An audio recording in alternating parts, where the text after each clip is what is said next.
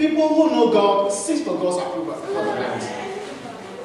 Don't think that you have enough money. Some of us think we have come to Europe. We've earned so much. So even the way we walk have changed. We throw ourselves about. Yes, I have my money. I remember I heard one man saying that. I have my money and I will decide how to use it. And people undertake some investment and after some few years collapse. Just because they did not seek for God's approval. Brethren, it will be well with us. Amen. When we seek God's approval, we go with that. It will be well with us if you decide that it is God's commendation that we seek for. But if we decide to live to please men, then we will miss the mark. Please, let's be real in how we go about that. Let us not pretend when we come to service that all is well with us. We are holy, holier than that. Sanctimonious prior. Have some terms like this. Then some say Christian. When you meet them as if they are in the spirit. But in their closet, they do the worst things. Such people are not walking with God. So, brethren, as we have decided to walk with God, let us always remember that first and foremost, in any area of our life, in our finances, how we spend our finances, or the project that we want to undertake, in our marriage, it's a lifelong relationship. You don't have to approach it anyhow. In whatever we do, even the courses that we pursue, the programs that we pursue, if we decide to seek for God's approval, it will take us to places. So that is one thing I want us to know. That is one identity construction. If we want to be identified as people who are walking with God, then we have to remember to seek for God's approval at any time, at anywhere. We shouldn't limit God in some areas. Then when it comes to this one, I have my money, I will decide what to do. I'm of age, I have my money, I want to marry, so I will decide who to marry. And brethren, when you marry and misfortune dark your steps, you don't have to blame God. Because we fail to seek for His approval. But I strongly believe that when we seek for God's approval, even when things become difficult, the Lord will see us through. You see, when we do that, it gives you inner peace. I remember very well, before I married, I was telling my brother that I've come across a lady I want to spend my life with. He gave me advice and I think he really helped me. He said that, my brother, you have to seek for God's approval. When you seek for God's approval and you go in, you face the challenges, you will not quit. Because you know that your Creator approves of it. And He's aware of whatever you are going through. So it keep you going. You press on. So, brethren, this afternoon, I want us to know, let us all be aware of this. That as we have decided to walk with God, it is very important that in all our undertakings, we have to seek for God's approval. Amen. Amen.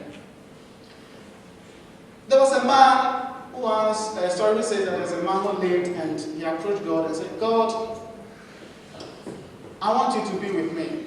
I want to see you walking with me wherever I go. God said, fine, I will do that. Then later he came and he said, why? I know that you're a faithful God. I know that you watch over your word to perfect it. You promised to be with me because it's in your word. Who says, I'll never forsake you. I'll leave you. So why do you leave me? Because at a point in time, I realized that there's only one footprint. So where were you, God? The story says God laughed it off. I said, let me tell you the truth. At that point, the footprint that you saw, it was my footprint. Things were so difficult. The moment was so challenging. I have to carry you on my shoulders. What am I trying to say? The point is, there are times that even when we have decided to walk with God, when we have sought for God's approval in our undertakings, we may have difficult moments. And let us not think that God is not with us. He is with us. He is aware. He sees. It could get to a point that you may be shedding tears in your secrecy. Some of us, we have wept some time ago because the situation was challenging. I remember one brother was saying that, why is it that this brother, he behaves like a woman? He's crying. Why? Now I tell you that, no. But don't you know the scripture? Because scripture says that when you come, Christ comes, you wipe away our tears. So the scripture is human. And we have individual differences. There are some children, you give them 14 lashes or 12 lashes, and they will laugh at you. You look back and laugh at you. Some of them, you give them 2, and they start crying. So that is it. We have individual differences. But the point is, it is very important for us to know that once we decide to walk with God and seek for His approval, it doesn't mean that life could be rosy. There's this lady in Ghana who sang this song, so that it's called Helena Rebels. She says that so wonders Jesus they do. He butter my bread and sugar my cocoa. I don't believe in that. I don't think it's right in the scriptures. Because the Christian race is not rosy. It's not just buttering bread and sugaring our beverage or our porridge. Even when we have resolved to walk with God, we may have challenges. There might be a sickness that we must struggle with for years. It could be poverty. It could be insecurity. Some of us will fear that even when family or relatives hear that we are doing some projects, they will take our life. Insecurity. Some of us are struggling with poverty. Always the account is negative. Some of us, it could be sickness. Some of us, like, people doesn't like them. Oh, this before, too proud. I don't like this woman relationship. There might be certain things that we struggle with. But the most important thing to note is that when we go through such difficult times, let us not make a mistake in thinking that God has forsaken us. He is with us. He knows. He is aware.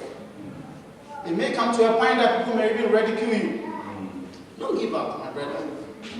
Let's push on. Let's press on. Because He is with us. He has assured us that He will not forsake us or leave us. So it is very important for us to know that our God is with us. Even when we have sought for His approval, we may have difficulties. But let us not be discouraged. Let us be determined to press on. Let's continue to seek His face. Because I believe that the end is glorious. Because He's a faithful God.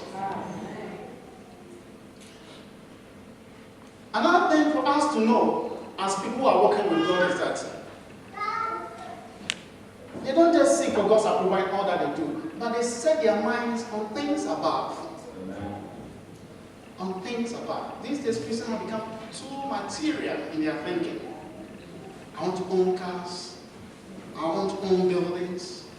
I remember one friend who traveled to Ghana some time ago, and he's a bachelor. So when he went to visit one of his mates, the uncle who has just returned from US, he came around, and when he saw him, he said, "Yes, I have some money. I've set it aside.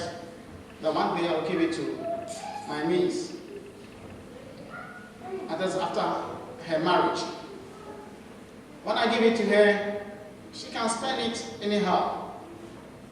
But the most important thing is I have to make sure that she makes the right choice.